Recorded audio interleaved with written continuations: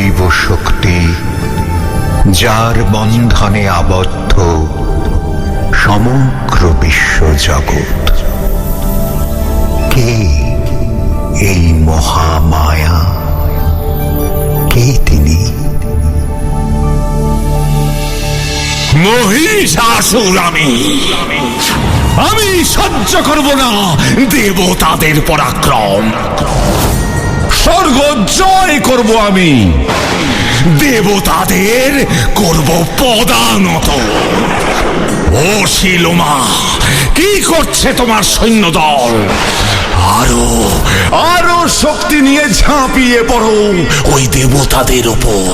ক্ষমা করবেন অসুররাজ, আমরা আমাদের সর্বশক্তি প্রয়োগ করে যুদ্ধ করছি, কিন্তু দেবতাদের সঙ্গে পেরে উঠছি না। ও শিলোমা! হ্যাঁ মহারাজ, এটাই সত্যি। দেবতারা আমাদের থেকেও শক্তিধর, আর তার জন্যই দেবতারা ওই মানুষগুলোর পূজা পায়। এ হতে পারে না, এ হতে পারে না।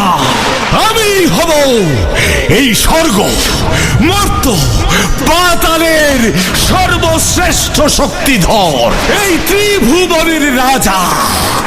সকলে এই মহিষাসুরকে করবে পূজা।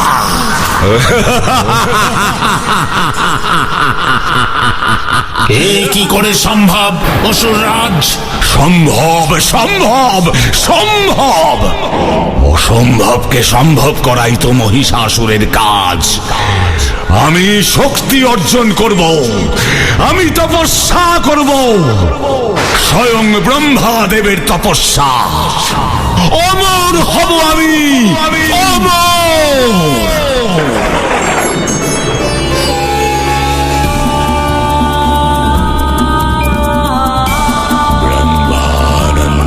परमसुखदं केवलं ज्ञानमूर्तिं गन्धातीतं गगनसदृशं तत्तमस्वादिलक्ष्यं ॐ एकं नित्यं विमलमचलं सर्वधी साक्षिभूतं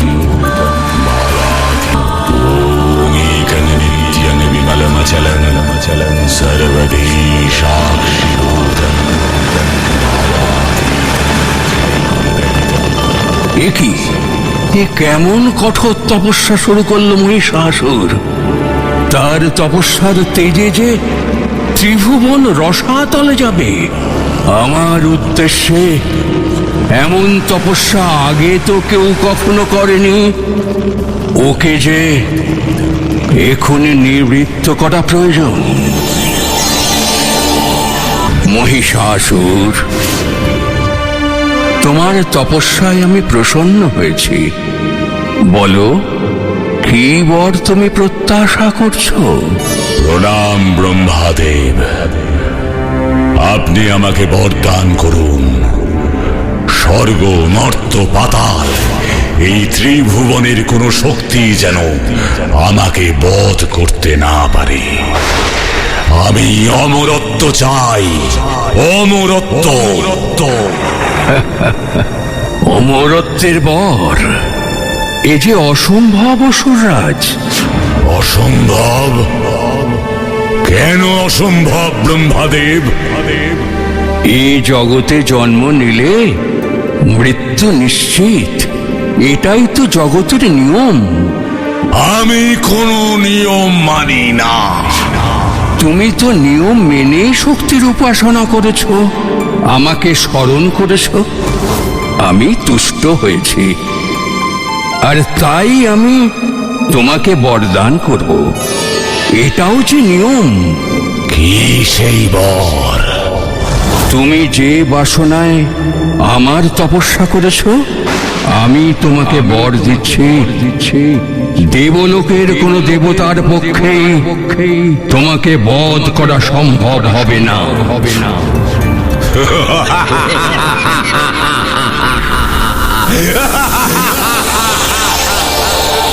আর তাহলেই আমি ওই দেবতাদের পরাজিত করতে পারবো। সামান্য মানুষের পক্ষে আমাকে স্পর্শ করা সম্ভব নয়, দেবতারাও আমাকে হত্যা করতে পারবে না। আমি হব অমর। শীকসুর ত্রিভুবন বিজয়ী মহিষাসুর।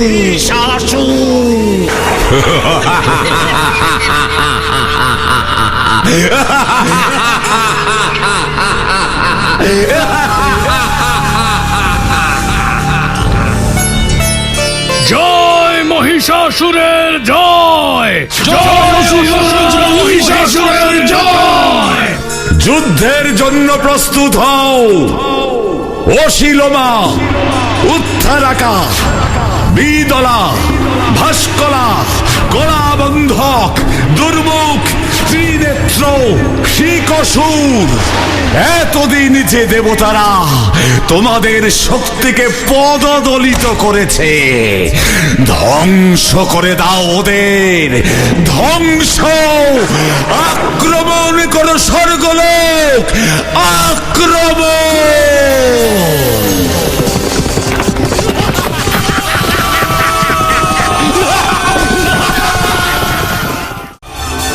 দেবরাজ, সর্বনাশ হয়েছে। অসুরের দল স্বর্গ আক্রমণ করেছে, তছনছ করে দিচ্ছে আমাদের স্বর্গরাজ্য। ওরা খুব দ্রুত এগিয়ে আসছে এই অমরাবতীর উদ্দেশ্যে। এ আপনি কি বলছেন দেবদূত? আমাকে এখনই দেবগুরু বৃহস্পতির শরণাপন্ন হতে হবে।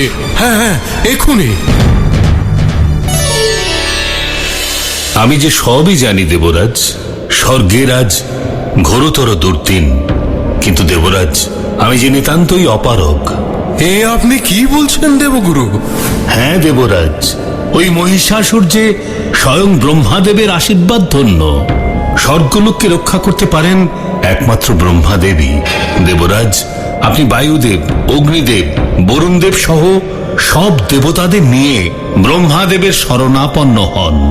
উনি একমাত্র পারেন এই বিপদ থেকে দেবলোককে রক্ষা করতে। তাই হবে দেবগুরু।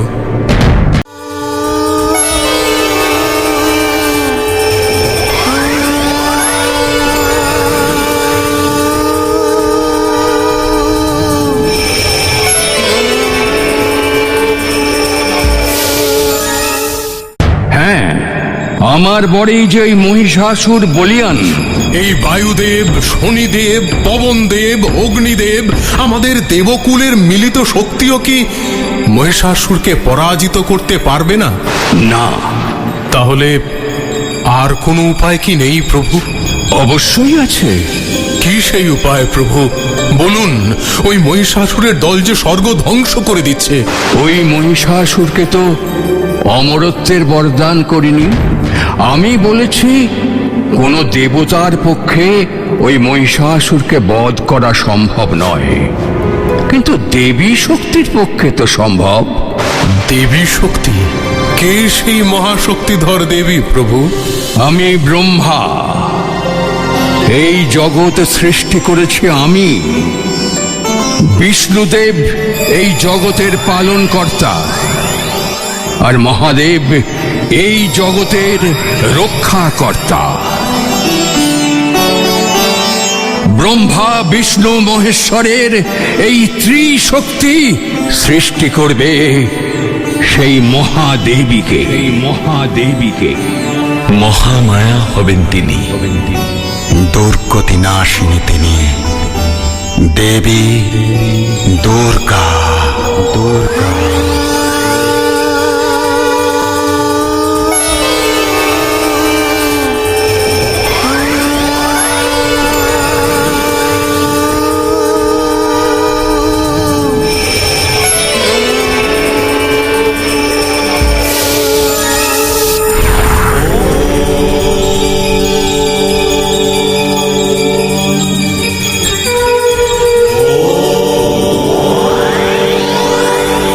তার মুখে মহাদেবের তেজ, চোখ অগ্নি স্বরূপ, বায়ুর শক্তিতে তৈরি হলো কান, কুবেরের শক্তিতে নাক, তার বাহুতে বিষ্ণুর শক্তি।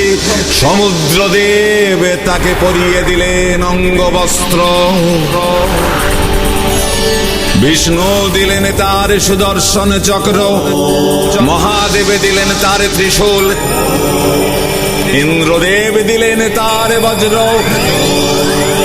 বরুণ দেব দিলেন তার শঙ্খ, অগ্নিদেব দিলেন তার শতাগ্নি অস্ত্র, সূর্য তার জ্যোতি, ব্রহ্মাদেব দিলেন কমণ্ডলু, বিশ্বকর্মা দিলেন তারে কুঠার, বৎস দিলেন তলোয়ার, মরুত দিলেন তার ঢাল।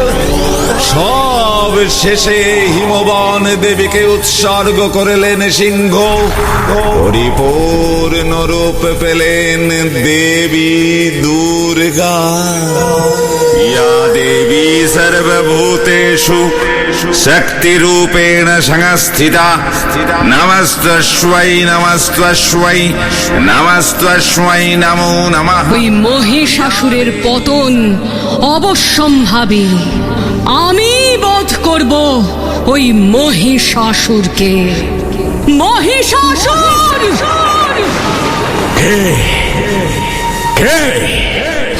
কার এত বড় সাহস এই অসুর রাজের নিদ্রা ভঙ্গ করে?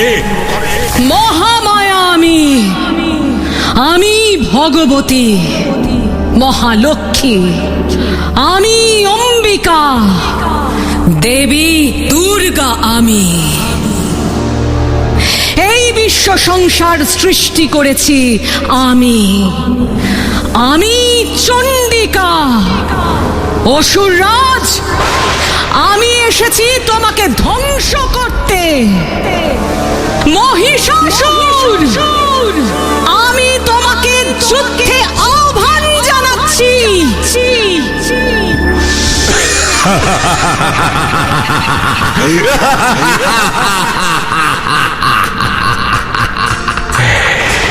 সামান্য এক নারী এসেছে আমাকে হত্যা করতে।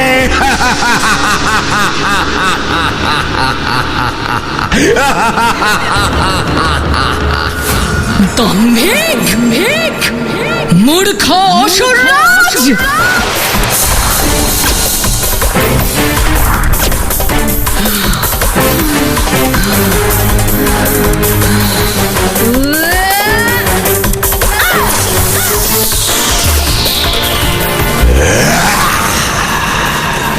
এই মহাভুলের পরিণাম বুঝবে ত্রিভুবন। মহিষাসুর আমি, আমার শক্তি দুর্নিবার।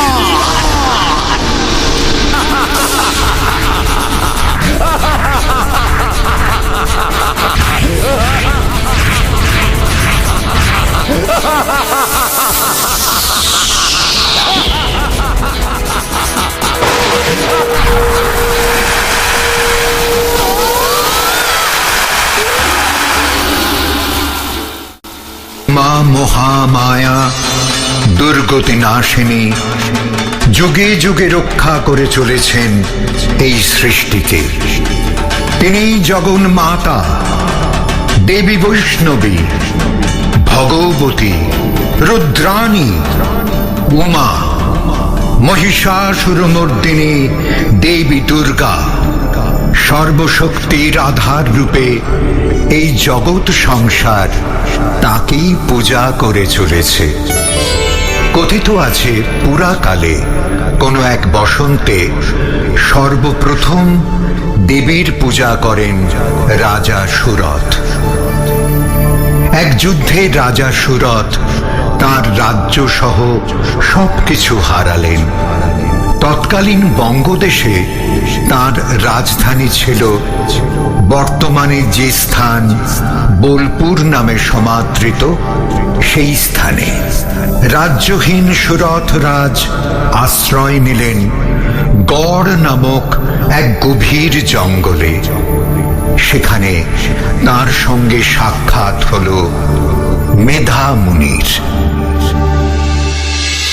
হায় ঈশ্বর, সম্বলহীন আমি আজ এই জঙ্গলে দিকভ্রষ্টের মতো ঘুরে বেড়াচ্ছি। কোথায় যাব আমি? বিধাতা আমাকে এ কোন পথে নিয়ে এলেন? ওই তো এক কুটির দেখতে পাচ্ছি। এই গভীর জঙ্গলে কোন ঋষি বুঝি তপস্যা করছেন। যাই ওখানেই যাই।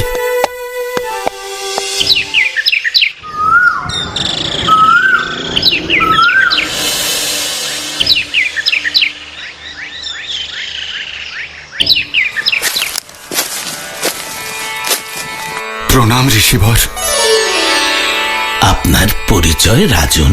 এই গহন অরণ্যে একাকী? ভাগ্য বিপর্যয়ে আজ আমি এক নিঃস্ব রাজা এই জঙ্গলে এসে প্রাণে বেঁচেছি। আপনি আপনি আমায় আশ্রয় দিন প্রভু। আমি যে আশ্রয় দেওয়ার কেউ নই রাজন। এই কুটির, এই অরণ্য, এই ভূমি আর ওই যে আকাশ বাতাস, এই জগৎ সংসার যিনি নিয়ন্ত্রণ করছেন, আশ্রয় যে তিনি দেবেন। আমি যে আপনার কথা কিছুই বুঝতে পারছি না মহর্ষি। কে আপনি প্রভু? আমি মেধামুনি। এই অরণ্যে আমি একাকী তপস্যা করি। আমাকে রক্ষা করুন ঋষিবর, আমাকে রক্ষা করুন। এত উদ্বিগ্ন হবেন না রাজন। এই জগৎ সংসার যিনি রক্ষা করছেন, তিনি আপনাকে রক্ষা করবেন। আপনি নন? তবে কে তিনি? মা মহামায়া। তার পূজা করলে বিশ্ব ব্রহ্মাণ্ডের অধিপতি হওয়া যায়। শ্রী শ্রী চণ্ডী সপ্তশতী পাঠ করুন আপনারা, তাহলেই অনুধাবন করবেন যিনি মহামায়া, তিনি মহাশক্তি মহাকালী, তিনি মহালক্ষ্মী, আবার তিনি মহা সরস্বতী। আমিও যে আবার আমার মনের শক্তি ফিরে পাচ্ছি প্রভু। তার শক্তি যে অপার। মহালক্ষ্মী রূপে আবির্ভূতা হবেন তিনি। মহিষাসুর বধ করে দেবতাদের রক্ষা করেছেন তিনি। আবার তিনি মহা সরস্বতী রূপে আবির্ভূতা হয়ে বধ করেন শুম্ভ নিশুম্ভকে। দেবীর এত রূপ, কিন্তু কোন দেবীকে আমরা স্মরণ করব ঋষিবর? বিভিন্ন সময়ে বিভিন্ন প্রয়োজনে দেবী নানা রূপে আবির্ভূতা হয়েছেন, কিন্তু তিনি এক, অদ্বিতীয়া। একই বাহন জগত্তত্র দ্বিতীয়া কা মমাপরা। বুঝতে পেরেছি ঋষিবর, আমাদের কি কর্তব্য। একমাত্র আদ্যা শক্তি মহামায়াই পারেন আমাদের এই অবস্থা থেকে উদ্ধার করতে।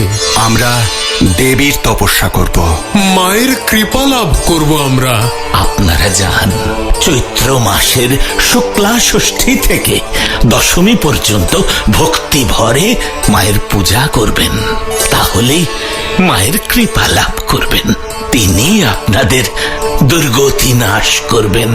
তিনি যে দুর্গা, দুর্গতি নাশিনী। सर्वमंगला मंगल्ये शिवे सर्वार्थ स्वाधिके शरण। বসন্তকালে রাজা সুরথের এই দেবী বন্দনা বাসন্তী পূজা নামে প্রচলিত হল। মা সর্বদা পূজিতা, মা সর্বদা পূজ্যতে। ধরণীর বুকে যখনই কোনো আসরিক শক্তির প্রকাশ হয়, মা তখনই ধরাধামে হন আবির্ভূতা। কালের নিয়মে এক ঘোর দুঃসময়ে দশরথ নন্দন শ্রীরামচন্দ্র দেবী দুর্গার আবাহনে নিয়োজিত হয়েছিলেন। শরৎকালে রামচন্দ্রের এই পূজা নিবেদনের ঐতিহ্যই বাঙালির দ্বার প্রান্তে শারদোৎসবের স্বীকৃতি।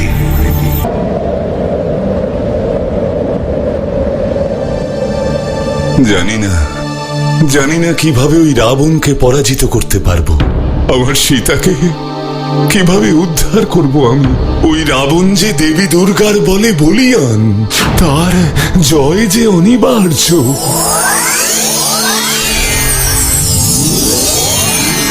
রাম রাম ধর্মের জয় সর্বদাই অনিবার্য। প্রজাপতি ব্রহ্মাদেব, কিন্তু ওই রাবণ যে মা দুর্গার আশীর্বাদ ধন্য। রাম মনে রেখো, যে দেবী দুর্গাকে ভক্তি ভরে পুজো করে, দেবী দুর্গা তার উপরই কৃপা বর্ষণ করেন।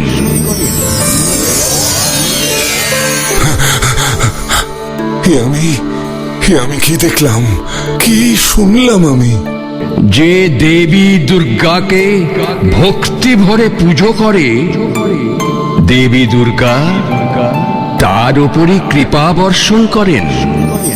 হ্যাঁ, দেবী দুর্গার আরাধনা করব আমি। আমাকে মায়ের আশীর্বাদ লাভ করতে হবে।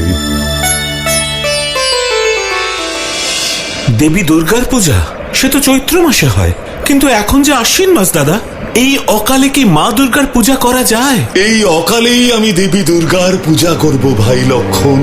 পূজার প্রস্তুতি শুরু করে দাও তোমরা। আমি করব দেবীর অকাল বোধন। প্রভু, প্রভু, আমিও যে চাই এই অধর্মের ধ্বংস হোক লঙ্কাধিপতি রাবণের দম্ভ। আর সেই জন্যই প্রসন্ন করতে হবে দেবী দুর্গাকে। মাকে প্রসন্ন করতে হলে প্রয়োজন 108টি নীলপদ্ম। 108টি নীলপদ্ম? কিন্তু এই স্থানে, এই সময়ে কোথায় পাবো আমরা 108টি নীলপদ্ম? দেবীদহ পাহাড়ে পাওয়া যাবে ওই নীলপদ্ম। কিন্তু বিভীষণ, সে যে বহু দূর, কে যাবে সেখানে? আমি যাব প্রভু, দেবীদহ পাহাড় থেকে আমি নিয়ে আসবো নীলপদ্ম। তাহলে এখনই রওনা দাও হনুমান, সূর্যাস্ত হবার আগেই তোমায় কিন্তু ফিরে আসতে হবে। আমি পূজা শুরু করছি, যাও হনুমান। প্রণাম প্রভু। सर्वमंगला मंगल्ये शिवे सर्वार्थ स्वाधिके शरण्ये त्र्यंबके गौरी नारायणी नमस्तुते शरणागत दीनार्थ। হনুমান তো এখনো ফিরে এলো না নীলপদ্ম নিয়ে। সূর্য যে অস্তমিত প্রায়। स्वाति हरे देवी नारायणी नमस्तुते। হনুমান আসছে। सृष्टि स्थिति विनाशानं शक्तिभूते सनातने गुणाश्रय गुणमय।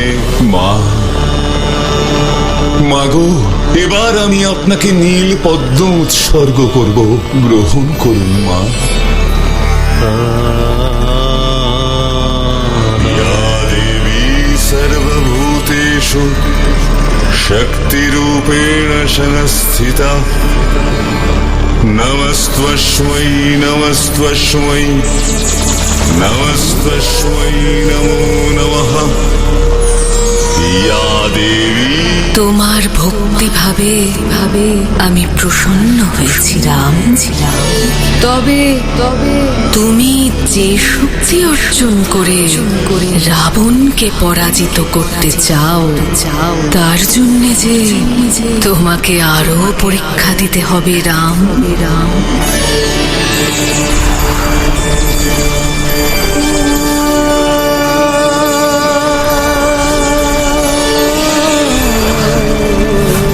नमस्तस्मै नमस्तस्मै नमो नमः। একি আর পদ্ম যে নেই, আমার যে আরো একটি পদ্মের প্রয়োজন। লক্ষণ ভাই আমার, আর যে পদ্ম নেই। একটি পদ্ম নেই? কিন্তু আমি যে 108টি পদ্মই এনেছিলাম প্রভু। এখন তাহলে কি উপায়? পুজো কি তাহলে অসম্পূর্ণ থাকবে? অসম্পূর্ণ না ভাই লক্ষণ, মায়ের পূজা সম্পূর্ণ হবেই। তোমরা এত উদ্বিগ্ন হও না। কিভাবে দাদা? তোমরা হয়তো ভুলে যাচ্ছ, ভগবান বিষ্ণুর অবতার আমি। ভগবান বিষ্ণুর নেত্র যুগল নীল পদ্ম সম। তাই আমি ওই একটি পদ্মের পরিবর্তে আমার একটি নয়ন মাকে উৎসর্গ করব। দাদা,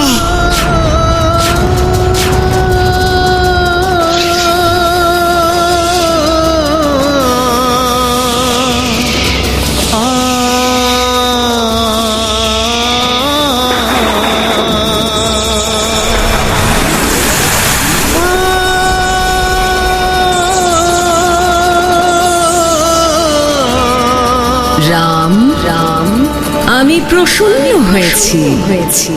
আমি যে তোমার ভক্তির পরীক্ষা করছিলাম মাত্র। তোমার মনের ইচ্ছা পূর্ণ হোক। মাগো, আমি যেন অধর্মের বিরুদ্ধে এই যুদ্ধে জয়লাভ করতে পারি, পাপ ধ্বংস করে সত্যকে যেন প্রতিষ্ঠা করতে পারি। এই মহাষ্টমীর মধ্য রাতে আমি তোমাকে আশীর্বাদ করছি রাম। এই যুদ্ধে তোমার জয় নিশ্চিত। যাও বিনাশ করো রাবণের দম্ভ, প্রতিষ্ঠা করো ধর্মের।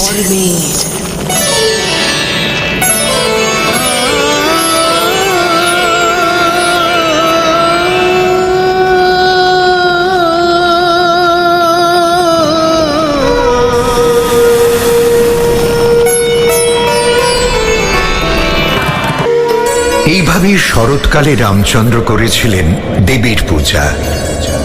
মায়ের এই অকাল বোধন সমাদৃত হল আমাদের সকলের কাছে। আজও মা পূজিতা হন শরৎকালে। জয়ন্তী মঙ্গলা কালী ভদ্রকালী কপালিনী দুর্গা শিবা সমাধাত্রী স্বাহা স্বধা নমোস্তুতে। নমঃ প্রকৃত্यै ভদ্রাयै নিয়তঃ প্রণতঃ স্মতাম রুদ্রাयै নমো নিত্যাयै গৌরজৈ ধাত্রৈ নমো নমঃ জ্যোৎস্নাयै চন্দ্ররূপিণ্যৈ সুখাयै সততং নমঃ কল্যাণ্যৈ প্রণতা বৃদ্ধৈ সিদ্ধৈ কুর্মো নমো নমঃ নৈরিত।